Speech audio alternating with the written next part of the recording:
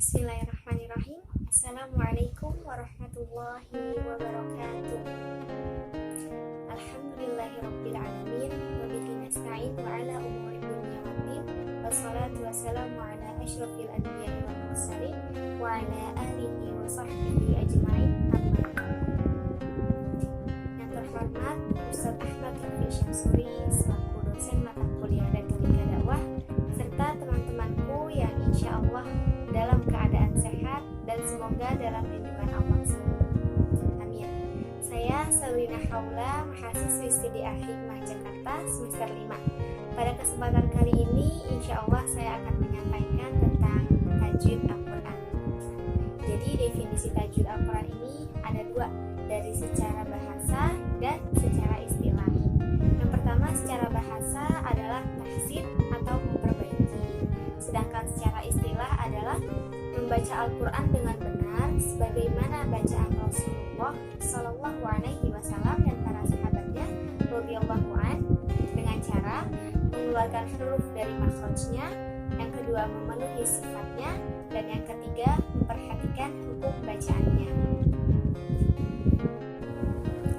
Ya, selanjutnya saya akan menjelaskan tentang hukum tajwid Al-Quran. Hukum tajwid Al-Quran ini ada dua. Yang pertama hukum praktek. Nah, praktek ini hukumnya fardu kifayah atau wajib. Ya, kenapa wajib? Seperti yang dikatakan pada surat Al-Muzammil ayat 4, warattilil Qur'ana tartila. Bacalah Al-Quran dengan tartil. Nah, tartil di sini ini maksudnya seperti yang tadi ya, yang dengan cara bacaan Rasulullah itu ya dengan mengeluarkan huruf dari makhrajnya, memenuhi sifatnya, dan memperhatikan hukum bacaannya. Lalu ada perkataan Imam Ibnu Jazari yang berkata, wal akhdhu bit tajwidi hatmun lazim man lam yusahhihil qur'ana athim li annahu bihil ilahu anzala wa hakadha minhu ilaina wasala. Artinya, membaca Al-Quran dengan tajwid itu hukumnya wajib. Siapa yang tidak membetulkan bacaan Al-Qurannya, maka dia berdosa. Kenapa berdosa? Karena Allah menurunkan Al-Quran itu dengan tajwid, dan demikianlah Al-Quran darinya sampai kepada kita. Ya, yang kedua hukum tajwid Al-Quran adalah teori. Nah, kalau teori ini hukumnya fardu kifayah.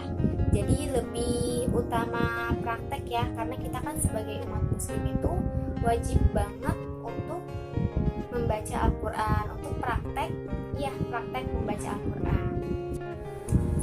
Oke, kita masuk ke fadilah atau keutamaan tajwid Al-Quran.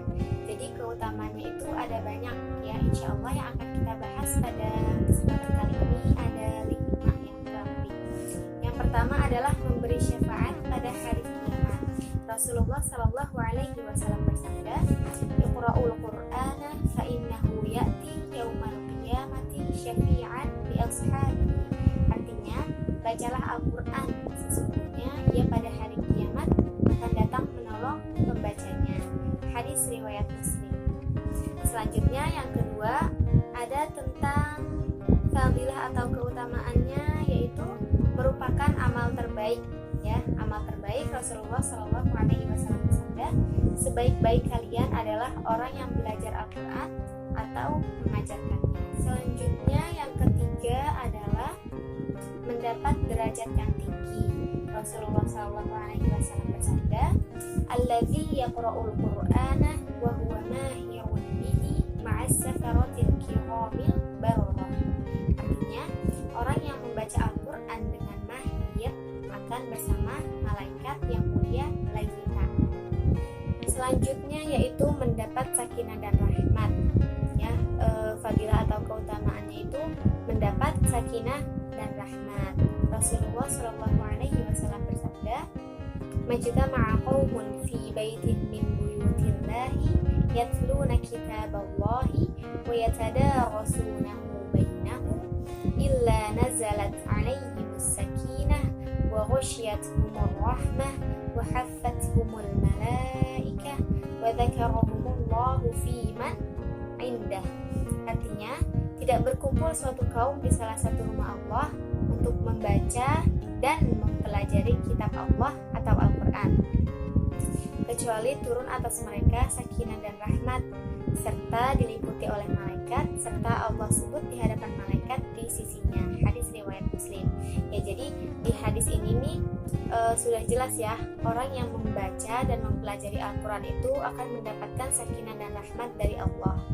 Ya, tidak hanya itu, ketika kita sedang membaca atau mempelajari Al-Quran itu insya Allah ya, di sekeliling kita itu pasti ada malaikat ya. Jadi sekeliling kita dikelilingi oleh para malaikat. Masya Allah. Ya, yang terakhir, keutamaan atau fadilah tajwid Al-Quran adalah mendapat sebaik-baik anugerah Allah. Ya, Rasulullah Shallallahu Alaihi Wasallam bersabda dalam hadis qudsi, "Man syaghalahul Qur'an wa dzikri an mas'alati a'taituhu afdhala ma u'tis sa'ilina wa fadlu kalamillahi ala sa'iril kalami ka fadlillahi ala khalqi."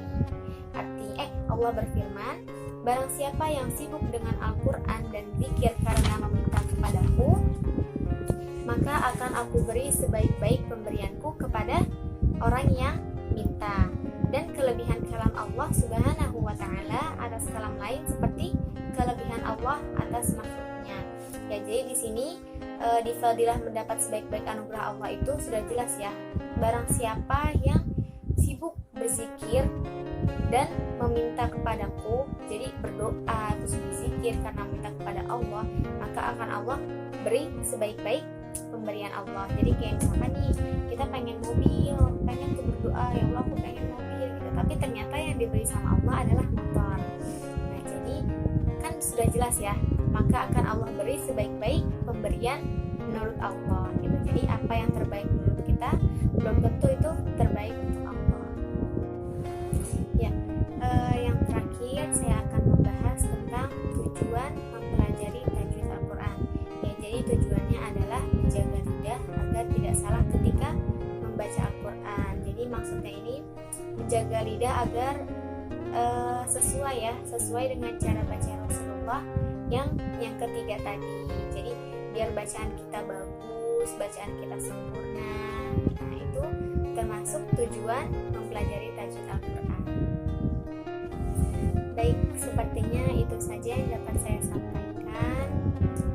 Semoga bermanfaat untuk teman-teman semua dan bermanfaat untuk diri saya pribadi. Mohon maaf apabila ada kesalahan, mohon maaf apabila ada salah-salah kata, dan saya mohon maaf apabila ada perbedaan pendapat, karena inilah yang saya pelajari dan inilah yang